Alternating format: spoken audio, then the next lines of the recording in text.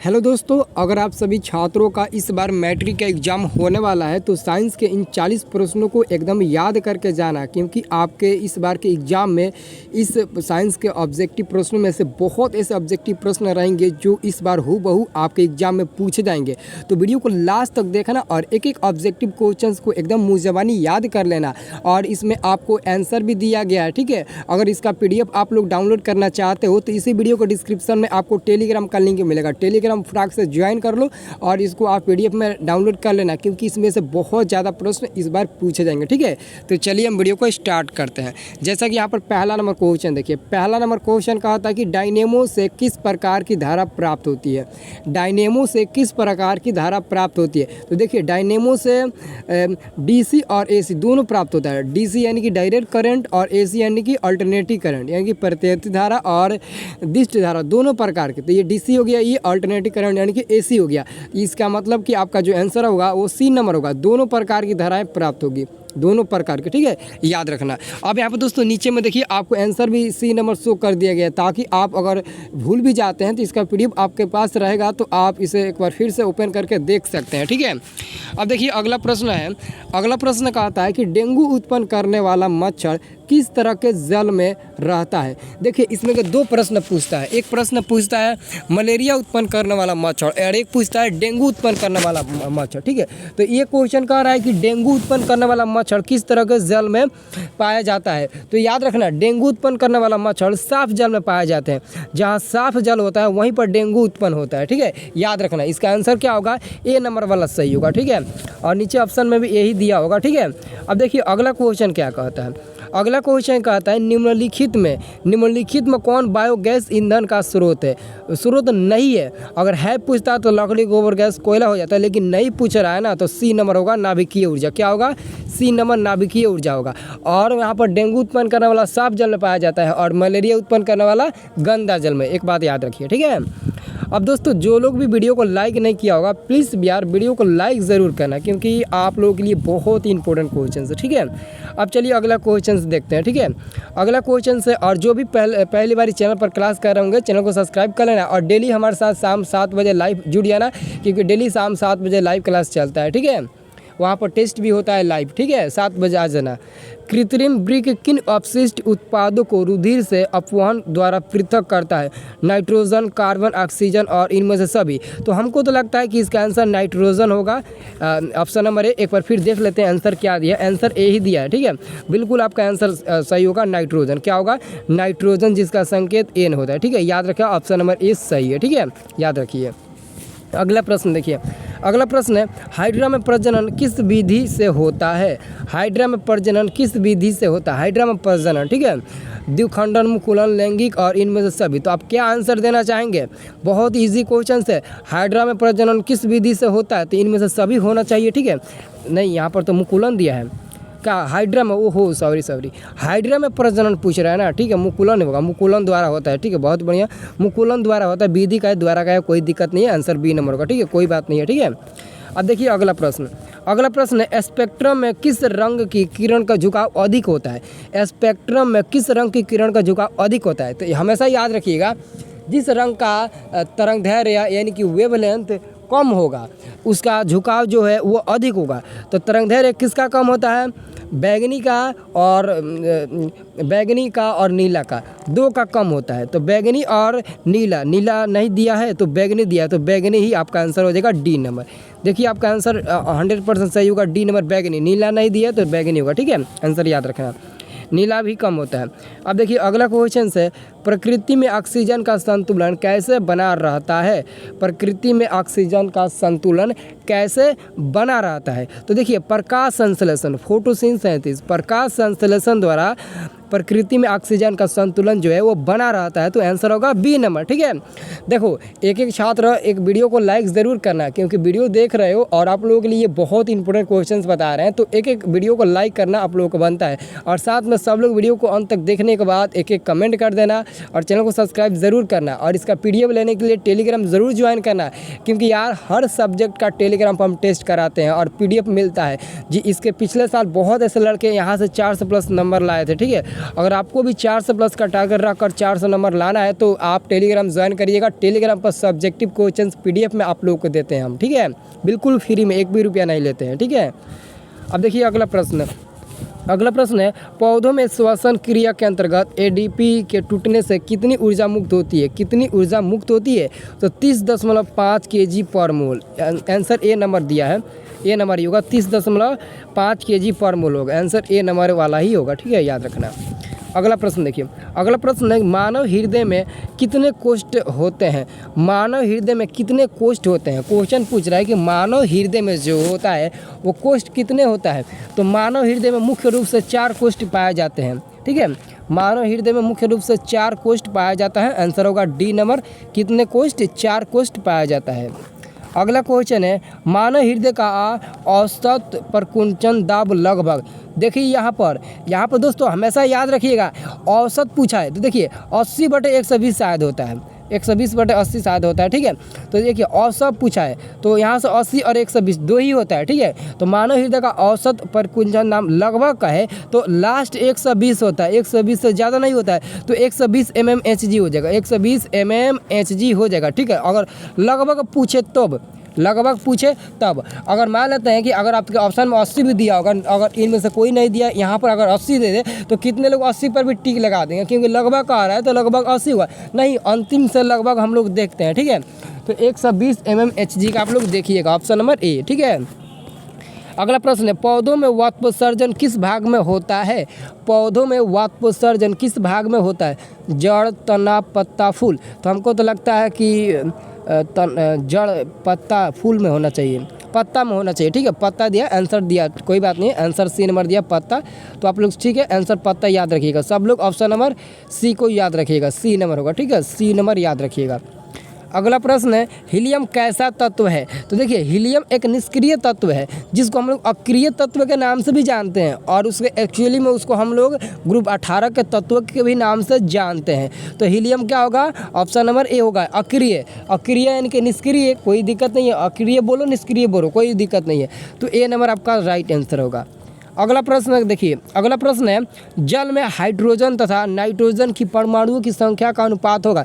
जल में यानी कि H2O, जल का सूत्र क्या होता है? H2O होता है, तो 2:1 ना होना चाहिए। हाइड्रोजन पहले कह रहा है, उसके बाद ऑक्सीजन, तो हाइड्रोजन 2 ऑक्सीजन 1, ठीक है। तो क्या हो जाएगा? 2:1, यानी कि ऑप्शन नंबर क्या होगा? बी नंबर होगा कि नहीं होगा? B number.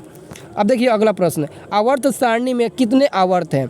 आवर्त सारणी में कितने आवर्त है? तो सब लोग याद रखिएगा, आवर्त सारणी में कितने आवर्त होते हैं? तो 7 आवर्त होते हैं, 7। अगर वर्ग पूछे तब 18 होगा, अगर आवर्त पूछा जा रहा है तो सिर्फ और सिर्फ 7 होगा। ऑप्शन नंबर ए होगा, 7 आवर्त होते हैं, ठीक है। अगला प्रश्न देखिए, अगला प्रश्न सिलिका क्या है? तो सिलिका देखिए, सिलिका ना धातु है ना अधातु है, सिलिका एक उपधातु होता है, ठीक है। सिलिका एक उपधातु होता है, तो आंसर होगा सी नंबर, ठीक है, याद रखिए।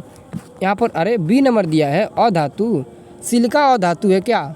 सिलिका पूछ रहा है, सिलिका यानी कि SI।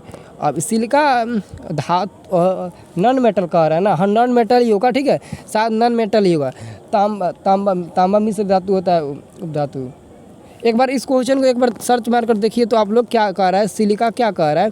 सिलिका धातु है कि अधातु है? नॉन मेटल, सही, नॉन मेटल ही होना चाहिए, नॉन मेटल, ठीक है।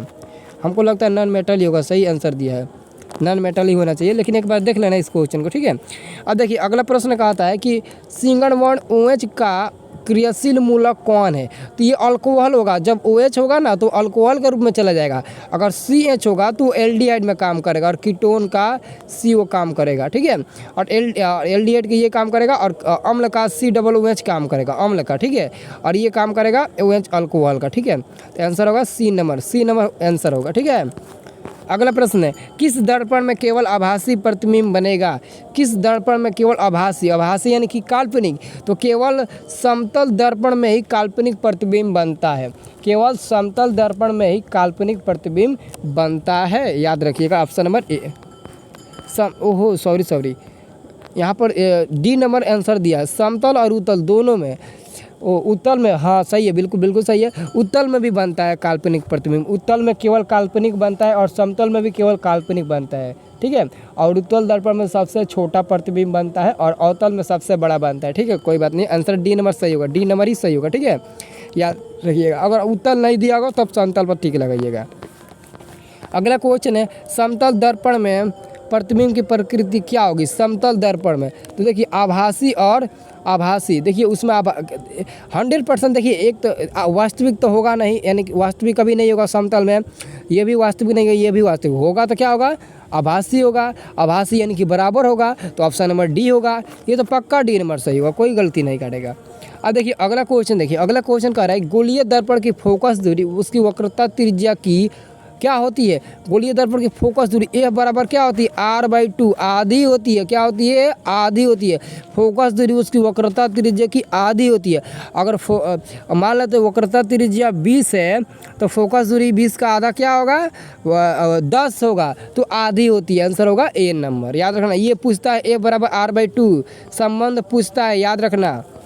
अगला क्वेश्चन है सोलर कुकर में व्यवहार किया जाता है। सोलर कुकर में मुख्य रूप से अवतल दर्पण का व्यवहार किया जाता है। सोलर कुकर में मुख्य रूप से हम लोग अवतल दर्पण का व्यवहार करते हैं। आंसर होगा ए नंबर सही, ठीक है।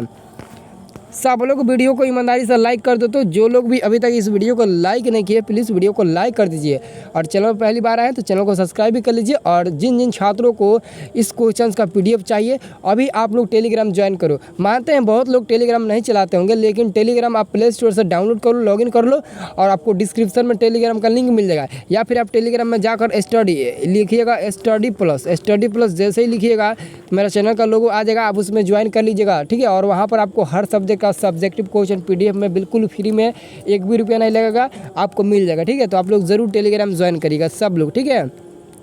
तो देखिए अगला क्वेश्चन क्या कह रहा है, कह रहा है कि मोटर चालक के सामने साइड मिरर के रूप में लगा होता है, जो साइड मिरर के रूप में अवतल का इन्हें प्रयोग होता है। अवतल या फिर उत्तल होता है, उत्तल का होता है, ठीक है। उत्तल आंसर दिया, ठीक है, उत्तल ही होगा, ठीक है, उत्तल होगा साइड मिरर के रूप में, यानी कि साइड मिरर के रूप में हम लोग उत्तल का प्रयोग करते हैं, मिरर के रूप में, ठीक है। साइड मिरर के रूप में उत्तल का प्रयोग करते हैं। आंसर होगा ए नंबर। अगला प्रश्न देखिए, अगला प्रश्न किस दर्पण में बड़ा प्रतिबिंब बनता है? किस दर्पण में? तो देखिए ना ही समतल में होगा ना ही उत्तल में होगा तो बी नंबर होगा, क्योंकि अवतल दर्पण में बड़ा प्रतिबिंब बनता है, छोटा तो उत्तल में बनता है, ठीक है, अवतल में बड़ा बनता है, तो आंसर होगा बी नंबर, ठीक है, याद रखिएगा। अगला क्वेश्चन है समतल दर्पण द्वारा बना प्रतिबिंब। तो समतल दर्पण द्वारा बना प्रतिबिंब केवल काल्पनिक होता है, वास्तविक और काल्पनिक दोनों नहीं होगा, केवल और केवल काल्पनिक होगा, अभी बताया, ठीक है। अब देखिए अगला क्वेश्चन, काल्पनिक प्रतिबिंब हमेशा, तो काल्पनिक प्रतिबिंब हमेशा सीधा होता है। क्या होता है? सीधा। उल्टा तो वास्तविक होता है और काल्पनिक सीधा होता है। आंसर होगा ए नंबर, ठीक है, याद रखिएगा। अगला प्रश्न है लेंस की क्षमता व्यक्त की जाती है। लेंस की क्षमता व्यक्त की जाती है फोकस दूरी के द्वारा, फोकस दूरी के दुगुनी द्वारा, फोकस दूरी के तिगुनी द्वारा, फोकस दूरी के व्युत्क्रम द्वारा। हाँ, फोकस दूरी के व्युत्क्रम द्वारा। लेंस की क्षमता P बराबर क्या होता है? 1/f होता है। तो लेंस की क्षमता P को किससे व्यक्त करते हैं? तो फोकस दूरी के व्युत्क्रम, यानी कि फोकस दूरी के उल्टा 1/f के द्वारा हम लोग मतलब कि उसको व्यक्त करते हैं। तो P बराबर 1/f हुआ कि नहीं? इस पर न्यूमेरिकल प्रश्न भी पूछा जाता है, तो याद रखना लेंस की क्षमता बहुत इंपॉर्टेंट है। उसका PDF ऑलरेडी टेलीग्राम पर उपलब्ध है, आप लोग डाउनलोड कर लीजिएगा खोज कर, या फिर हम एक बार फिर आपको दे देंगे, ठीक है। लेकिन आपको कमेंट सेक्शन में बताना होगा कमेंट करके कि कितने लोगों को चाहिए। अगला क्वेश्चन देखिए, प्रकाश की चाल सबसे अधिक होती है, यहाँ पर सबसे होगा, यहाँ पर सबसे छूट गया, ठीक है। प्रकाश की चाल सबसे अधिक होती है तो निर्वात में, वायु में नहीं। कितने लोग बता रहे हैं वायु में, लेकिन एक बात हमेशा याद रखना है, निर्वात में प्रकाश की चाल 3 × 10⁸ मीटर पर सेकेंड होती है, और वायु में 2 मतलब कि 2.8 मतलब कि आसपास होता है 2 × 10 के पावर, ये भी इसके करीब ही होता है, 2.9 ऐसे कुछ के करीब होता है, लेकिन इससे कम होता है। निर्वात से काफ़ी मतलब कि बहुत कम होता है वायु में, ठीक है। लेकिन आपका सही आंसर होगा सी नंबर, सबसे ज़्यादा तो निर्वात में होता है, यानी कि शून्य में, शून्य यानी कि निर्वात में प्रकाश की चाल सबसे अधिक होती है। और सबको पता होगा कि 3 × 10 के पावर 8 मीटर पर सेकेंड होती है निर्वात में प्रकाश की चाल, ठीक है। सब लोग याद रखना मीटर पर सेकेंड, और यही आपका आंसर भी होगा। अगला क्वेश्चन है लेंस की क्षमता P बराबर होता है। क्वेश्चन पूछ ही दिया, लेंस की क्षमता P बराबर क्या होता है, 1/f होता है कि नहीं होता है। तो देखिए ऑप्शन नंबर डी में दिया है 1/f, तो 1/f आंसर सही होगा कि नहीं होगा, एकदम होगा आंसर सही। अब देखिए अगला प्रश्न, मरीचिका के निर्माण का मूल कारण क्या है, पूर्ण आंतरिक परिवर्तन, TIR, टोटल आंतरिक परिवर्तन, TIR, टोटल इंटरनल रिफ्लेक्शन होगा, ठीक है, पूर्ण आंतरिक परिवर्तन। आप लोग देखे होंगे गर्मियों के मौसम में जब आप मतलब कि कहीं जा रहे होंगे, शहर बाज़ार कहीं भी जा रहे होंगे, तो आप रोड पर देखे होंगे जो मतलब कि सीधा पिच वगैरह होता है, तो आप गर्मी के मौसम में देखते होंगे आपके 100 मीटर की दूरी पर आगे आपको पानी का भरम दिखाई देता होगा पिच पर, यानी कि रोड पर। और लेकिन जब आप उसके पास जाते होंगे तो वो पानी ऑटोमेटिक ख़त्म हो जाता है, यानी कि भरम था, वो क्या था, भरम था। एक्चुअली में पानी नहीं वहाँ पर था, वो भरम था। उसी भरम को मरीचिका कहते हैं, और वो किसके कारण होता है, तो TI के कारण, TIR के कारण, यानी कि टोटल पूर्ण आंतरिक परिवर्तन के कारण ही होता है। आप लोग आंसर सी नंबर दीजिएगा। ये क्वेश्चन ज़्यादातर आप लोग 11th में 12th में ये पढ़ने को मिलेगा, लेकिन मैट्रिक में भी ये है, तो मैट्रिक में भी पढ़ना है, ठीक है। अब देखिए अगला क्वेश्चन, देखिए श्वेत प्रकाश कितने रंगों के मेल से बना होता है। तो याद रखिएगा श्वेत प्रकाश 7 रंगों के मेल से बना होता है। श्वेत प्रकाश 7 रंगों के मेल से बना होता है, सब लोग याद रखिएगा, ठीक है। अगला क्वेश्चन देखिए, नेत्र लेंस की फोकस दूरी कम हो जाने से कौन सा दृष्टि दोष होगा। कम हो जाने से तो निकट दृष्टि होगा, कम होगा तो क्या होगा, निकट दृष्टि दोष ना होगा। तो आंसर होगा ए नंबर, सब लोग याद रखिएगा। अगला क्वेश्चन, आकाश का रंग नीला होने का कारण। देखिए आकाश का रंग नीला होने का कारण क्या है, प्रकीर्ण है। प्रकीर्ण यानी कि इंटेंसिटी यानी कि उसको प्रकीर्ण बोलते हैं, तो प्रकीर्ण होगा, क्योंकि आकाश का रंग नीला होने का कारण ना।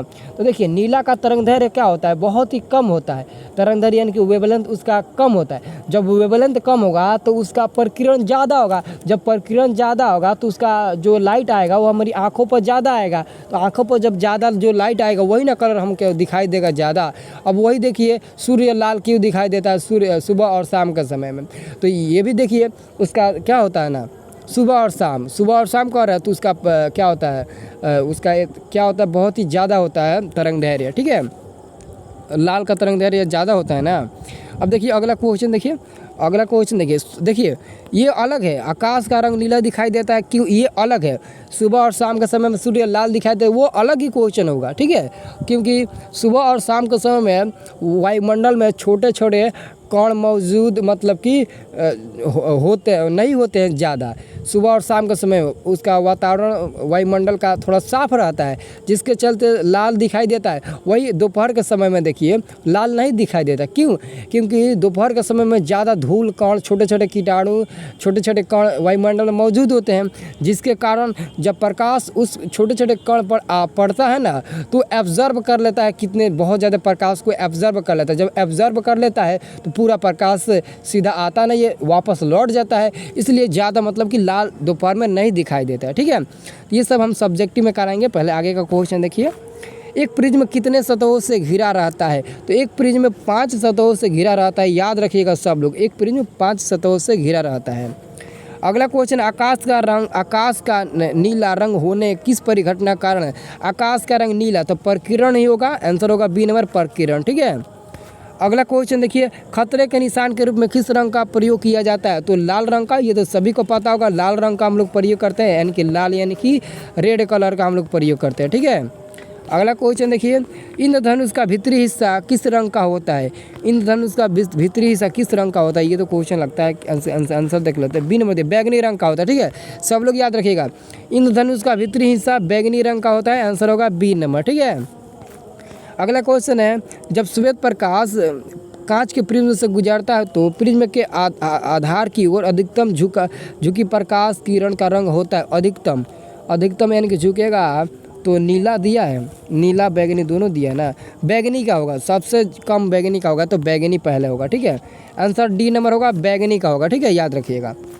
अगला, चंद्रमा से देखने पर आकाश दिखाई देता है तो चंद्रमा से देखने पर आकाश काला दिखाई देता है, ठीक है। आंसर याद रखिएगा, सी नंबर। काला भी दिखाई देता है, क्यों, उसका भी हम कारण बताएंगे। आँख व्यवहार करता है तो आँख उत्तर लेंस की तरह व्यवहार करता है, आंसर होगा बी नंबर। आँख जो है वो उत्तर लेंस की तरह व्यवहार करता है, ठीक है। अगला देखिए क्वेश्चन, किलोवाट घंटा मात्रक है तो किलोवाट घंटा विद्युत ऊर्जा का मात्रक होता है, विद्युत ऊर्जा का किलोवाट घंटा मात्रक होता है, ठीक है। अगला क्वेश्चन है, मानव शरीर का प्रतिरोध 30,000 ओम होता है। इकाई, दहाई, सैकड़ा, हज़ार, 10,000, ये लाख हो गया। 30,000 ओम ऑप्शन नंबर डी होगा, ठीक है। अगला क्वेश्चन है, यांत्रिक ऊर्जा को विद्युत ऊर्जा में बदलने वाला उपकरण कौन है, तो वो जनित्र है। जनित्र यांत्रिक ऊर्जा को विद्युत ऊर्जा में बदलता है और मोटर विद्युत ऊर्जा को यांत्रिक में बदलता है, लेकिन यांत्रिक को विद्युत में बदलेगा तो जनित्र यानी कि डायनेमो कहलाएगा। अब देखिए अगला क्वेश्चन है, डायनेमो यांत्रिक ऊर्जा को किस ऊर्जा में परिवर्तित करता है, तो विद्युत ऊर्जा में। डायनेमो यानी कि जनित्र, तो यांत्रिक ऊर्जा को विद्युत ऊर्जा में वो रूपांतरित यानी कि परिवर्तित कर देता है। अगला क्वेश्चन देखिए, अगला क्वेश्चन 43 नंबर है, मनुष्य का हृदय प्रति मिनट कितनी बार धड़कता है, तो 72 बार। ये तो हर किसी को पता होगा, आंसर होगा बी नंबर, 72 बार प्रति मिनट धड़कता है, ठीक है। अगला क्वेश्चन है, सामान्यतः किसका उपयोग कोशिका द्वारा ऊर्जा उत्पादन के लिए करते हैं, तो एमिनो अम्ल का करते हैं, शायद एमिनो अम्ल ही होगा। आंसर देखते हैं, नहीं, आंसर एमिनो अम्ल नहीं होगा, याद रखिएगा ग्लूकोज होगा, ठीक है, ग्लूकोज C6H12O6 ग्लूकोज होगा, सब लोग याद रखिएगा, ग्लूकोज का आणविक सूत्र होता है, ठीक है। अगला क्वेश्चन देखिए, लगता है कितना 50 क्वेश्चन है क्या, 50 क्वेश्चन है। 45 नंबर क्वेश्चन है, मनुष्य में सांस लेने और छोड़ने की क्रिया को क्या कहते हैं, तो ऑप्शन नंबर बी होगा, श्वासोच्छ्वास कहते हैं, आंसर होगा आपका बी नंबर, सब लोग याद रखिएगा, ठीक है। अगला क्वेश्चन देखिए, मानव हृदय में कितने कोष्ठक होते हैं, तो मानव हृदय में 4 कोष्ठक होते हैं, ये क्वेश्चन तो 2 बार आ गया। अगला क्वेश्चन, एक नर हार्मोन होता है, एक नर हार्मोन टेस्टोस्टेरोन होता है, आंसर होगा डी नंबर, क्या होगा, डी नंबर, टेस्टोस्टेरोन, ठीक है। अगला क्वेश्चन, इनमें से कौन फल पकाने के लिए प्रयुक्त होता है, जिब्रेलिन, साइटोकाइनिन होगा, आंसर होगा डी नंबर, साइटोकाइनिन, ठीक है, याद रखना। इथिलीन दिया है, फल पकाने के लिए प्रयुक्त होता है, सॉरी आपका आंसर डी नंबर नहीं होगा बल्कि इथिलीन होगा, इथिलीन ही सही दिया होगा, आंसर दिया तो वही होगा, इथिलीन होगा, आंसर सी नंबर होगा, डी नंबर नहीं होगा, ठीक है। अगला क्वेश्चन है, मस्तिष्क का कौन सा भाग हृदय स्पंदन तथा श्वसन गति को नियंत्रित करता है, सेरिबेलम होना चाहिए, सेरिबेलम, आंसर भी दिया, मेडुला दिया है, चलिए कोई बात नहीं, आंसर होगा मेडुला, ठीक है। बायो का क्वेश्चन है, थोड़ा दिक्कत होती है, ठीक है, मेडुला होगा। अब देखिए अंतिम क्वेश्चन शायद यही है, अंतिम क्वेश्चन और क्वेश्चन है, अब क्वेश्चन है ये अंतिम क्वेश्चन 50 नंबर, इसका आंसर ए दिया है, फूल में नर प्रजनन अंग है तो पुंकेसर होगा, ठीक है, आंसर होगा पुंकेसर। हम 40 क्वेश्चन के बजाय 50 क्वेश्चन करा दिए, ठीक है। तो आप लोग टेलीग्राम, वीडियो को लाइक, वीडियो में कमेंट और चैनल को सब्सक्राइब ज़रूर करना, आपको डेली इस पर वीडियो मिलेगा, हर सब्जेक्ट का ऑब्जेक्टिव हो, सब्जेक्टिव हो, क्योंकि इस बार आप लोगों को हम 400 का टारगेट रखे हैं, सबको 400 प्लस का टारगेट रखना है, ठीक है। तो जल्दी से कमेंट करके आप बताइए कि कितने लोग टेलीग्राम ज्वाइन अभी तक कर चुके हैं, जल्दी से कमेंट करके बताइए तो सब लोग